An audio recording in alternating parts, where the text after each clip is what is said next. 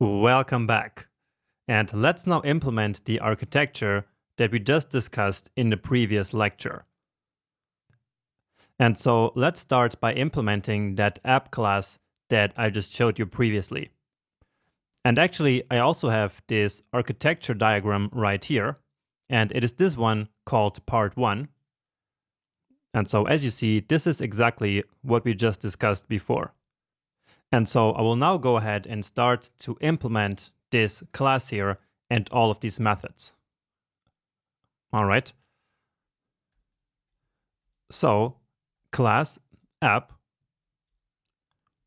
and then we need the constructor, which for now I'm going to leave empty here. Then we need get position. Next, we need load map. Let's take a look at what's next here. Then we have show form, toggle elevation field, and new workout. So show form, toggle elevation field, and finally new workout. Okay, and so now we have this structure where we can put our code that we already have. So let's start with this one here. So getting the user's current position using geolocation. And so I'm going to start by taking all of this code here. So it ends here, I believe. Yeah, that's the one. Cut it and put it here into get position. But now I actually want to refactor this a little bit better, because I think it's still a bit messy to have this callback function here of the get current position function right here. Okay, and so this function here, so this callback of get current position is going to become the load map.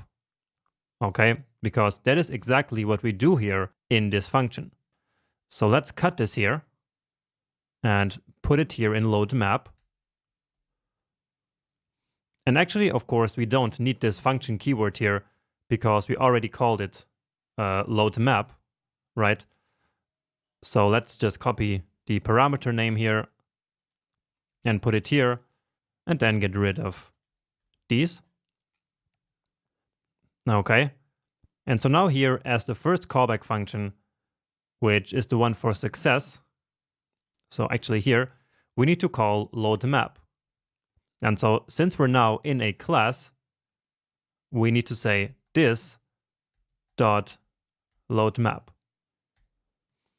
And so JavaScript will then call this callback function here and pass in the position argument as soon as the current position of the user is determined. All right. And so that event that I just mentioned is basically this receive position. And as I said, it is not an event in the common sense that we used before, so one that we hand using add event listener, but we can still think of this as an event. All right, and so basically on that event, the this.loadMap method is called. Now here we have some other code, so two event listeners, but for now let's actually make this code here work. Because right now, of course, none of this will do anything to our application, will it? And why is that? Well, it is because, first of all, we need to create an actual object out of this class. Okay? So right now, this is all just a plan. So like the blueprint of a house, but it is not the actual house yet. And so that analogy is sometimes very helpful. So in this case, this is just the theoretical plan of our application, but it's not a real object yet. And so let's create that down here. And so I will again call this app, but lowercase. And so this app will be new app like this. And this application actually doesn't need any arguments. And so here in the constructor, we don't have any parameters in this method, okay? Because right now we don't need any inputs into our application. If we need it, then we could add that here to the constructor, but in this case, that's just not necessary. One example that we could use for inputs in an application like this would be, for example, an object of options, which is pretty common in third-party libraries.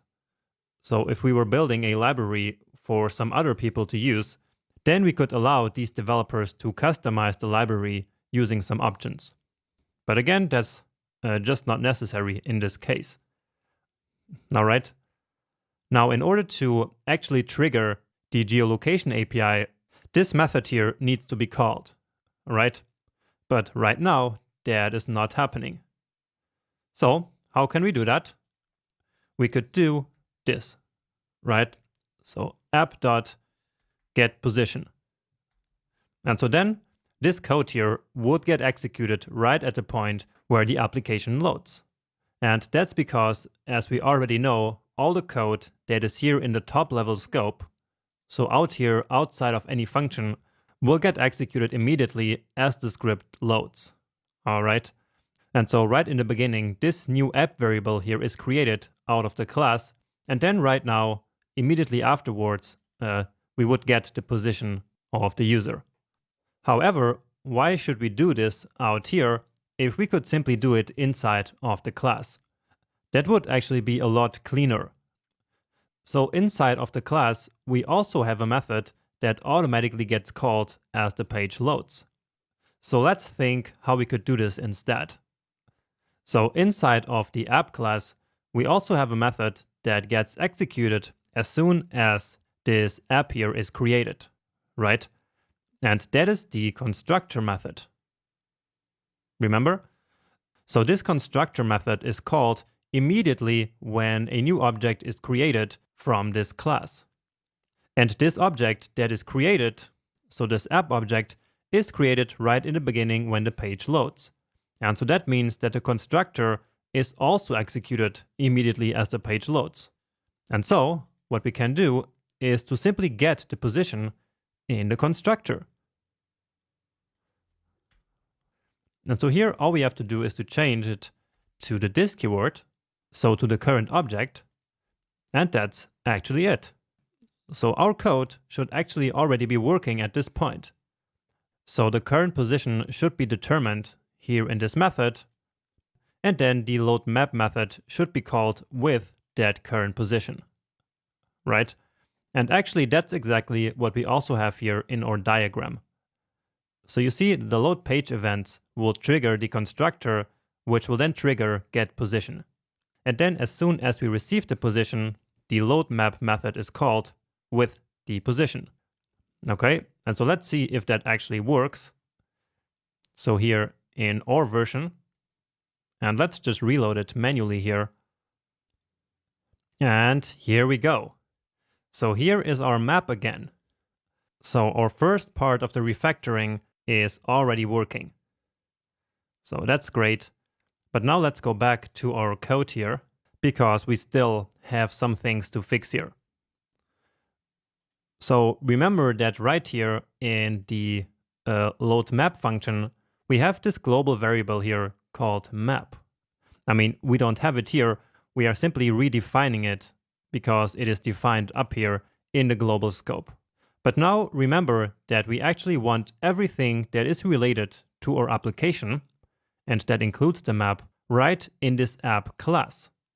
And so therefore, we're now going to define the map and map event as properties of the object. And for that, let's actually use a private class field. So remember that works like this. And so map, and now we will not set it to anything. So just like this, and then the same for the map event. So both of them will now become private instance properties. So properties that are going to be present on all the instances created through this class. Now let's keep them here for now in order to not break the rest of the application. But now we need to fix, of course, the rest of this code. So at least this load map method, because that one relies on map, and so therefore we need to start using it now. So here we now need to actually use this.map, because again, this is now like a property that is defined on the object itself. It's no longer just a normal variable, right? And then here the same, this.map, and here also this.map. And then here we need to define the map event.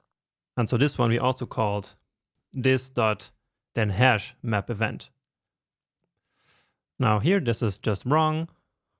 So let's fix that. And all right, that's actually it. But actually this will not yet work. But let me show you the error before I actually fix it. So let's go back here and reload this page again.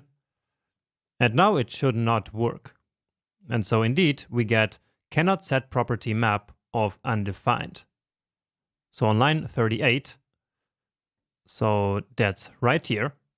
And so if the error message says that we cannot set map on the this keyword, it means that something must be wrong with the this keyword, right? So let's use our friend console.log to take a look at it. And indeed, it is undefined here. So why is that? Well, this load map method is actually called by this function here, right? So that's right here. And in fact, this is actually treated as a regular function call, not as a method call. So again, since this is a callback function, we are not calling it ourselves. It is the getCurrentPosition function that will call this callback function once that it gets the current position of the user. And when it calls this method, so this function here, then it does so as a regular function call.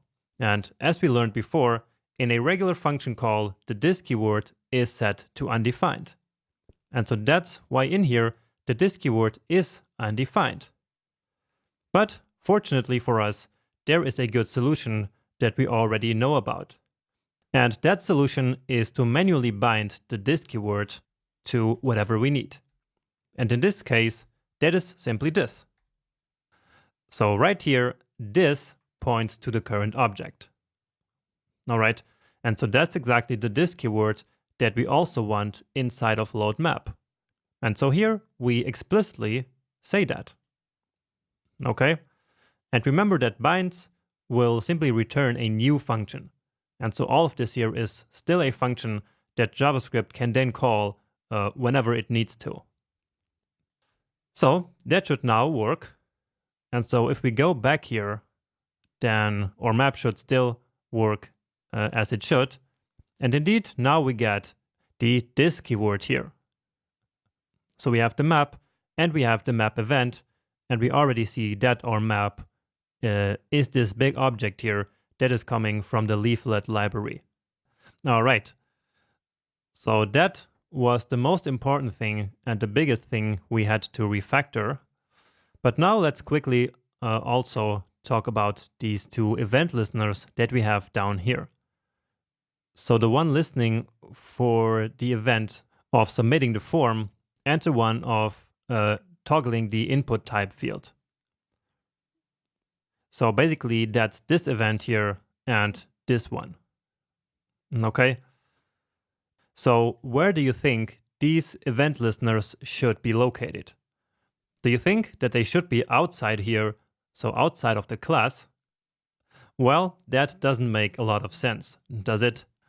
So instead, just like before, we actually want these event listeners, of course, to be set right at the beginning.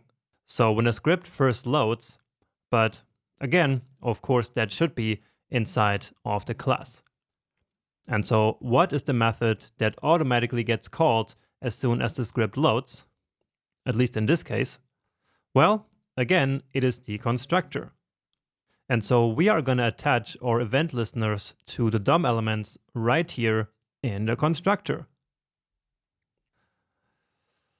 So, of course, now we want to, again, refactor this code a little bit more and take this function here out of here So basically create its own function with this code. So that's all of this, I believe. Yeah. And so where should that go?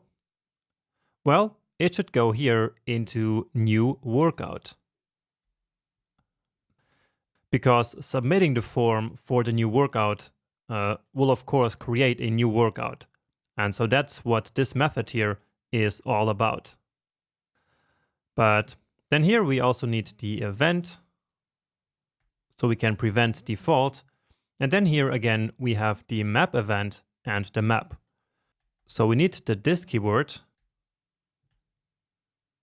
or actually here we are just logging it to the console. So there's no need for this one.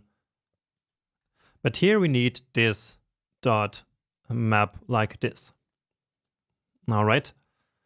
But now, well, let's actually analyze what's going to happen here. So first of all, of course, here we need to replace this one and actually call the new workout method, and actually not call it, but just passing it in, right? Now, keep in mind that this method here is basically an event handler function. So it's a function that's going to be called by an event listener. Now, do you remember what the this keyword looks like inside of an event listener function or of an event handler function? Well, just to make it really clear, let's take a look at it. So let's log the this keyword. All right. So again, we need to wait for the map to load. And now as I click somewhere, then you see we get some error here. So that's on line 60, cannot write private member map event. Okay, so let's go to line 60 and see what happens there. And so that's right here in this event handler function of the event listener on clicking on the map. So remember, this is basically the add event listener equivalent from the leaflet library. So we need to fix this next, but for now, let's go back to the new workout method that we were working on. And so I was trying to take a look at the this keyword here, but apparently that's not possible for now. So let's just remove it here, and I will just tell you the solution. So I was asking you, what do you think the this keyword will be like in this method now? Because this is an event handler function, and so an event handler function will always have the this keyword of the DOM element onto which it is attached. And so in this case, that's going to be the form element. So again, inside of this method here, the this keyword is going to point to form and no longer to the app object. And so once again, we need to fix that using bind. All right. And this is actually a real pain point of working with event handlers in classes like we are doing right now. So even when you're working in the real world and you have event listeners inside of a class, you will be binding the this keyword all the time, because otherwise many parts of your code are not going to work. So again, in this case, because right in this method call here, the this keyword will simply point to the form, but that's just not what we want. In most of these methods, we want the this keyword to still point to the object itself. So in this case, the app object, which is what this is currently pointing to. And so here again, we will need to use the bind keyword. And so this should now work. All right. Then we also have this one here to refactor, but actually there is another method that we want to implement, which is show form, right? And so show form is basically this code right here. So let's just cut it from here, then paste that here. All right. Now we, of course, also need this parameter here. Okay. And then here we will call this dot show form. But now if we run this code, then we will actually get the same error that we already saw the last time that we inspected our code. So the error that we saw previously when I clicked on the map. And so that's going to be this one. And so it says again that we cannot write this map event property onto this object that we are trying to currently. And so once again, the reason for that is a incorrectly set this keyword. So again, this method here is right now being used as an event handler function right here. And so just like in regular JavaScript, the this keyword in this function here will then be set to the object onto which the event handler is attached. And so that's going to be simply the map itself. Okay, and so here we are trying to write map event on the map. So again, the this keyword points to the map because this is where we attached the event handler on. And so once again, the solution to that is to bind the this keyword, because the this keyword is the app object. And so then here, this will also be the app object. And of course, that's where we have the map event property. So right here. Correct? So with that fixed, it should now work. And yeah, it does. And so now we can also test the refactoring of the form that we just did before. And indeed, we get an error. But that's no problem. That is completely normal when we are refactoring. So I'm sure we just forgot like a this keyword on line 78. So 78. Yep, that's correct. So here, of course, we need this dot map event like this. Let's give it another save and another try. And then we're actually almost done with this video. So beautiful. Now it works. And now all we need to do is to refactor this last piece of code that we have in the constructor. Because of course, we also don't want this function here to be right here in the constructor. So basically every small piece of functionality that is in our application, we now want to be its own function. So let's take this, and for that we have the toggle elevation field method. All right. Now this one here actually does not use the this keyword anywhere. And so here it doesn't matter what the this keyword will be like. And so therefore we don't have to bind it manually here because, as I just said, it doesn't really matter. Elevation field. All right. So now our constructor nicely simply gets the current position, and then it adds these two event listeners to the form and the input type element. So that's very nice and clean. Everything is neatly organized into these methods. And so I think this is a really great structure that we just created here. And now indeed, we no longer need these very ugly global variables that we relied on before. And now let's just test if this one here is working as well. And of course it is. All right. So great. We successfully implemented our architecture, at least part of it. And so now in the next lecture, we will actually implement the rest of the architecture. So that's going to be these other 3 classes here. So I hope to see you there soon.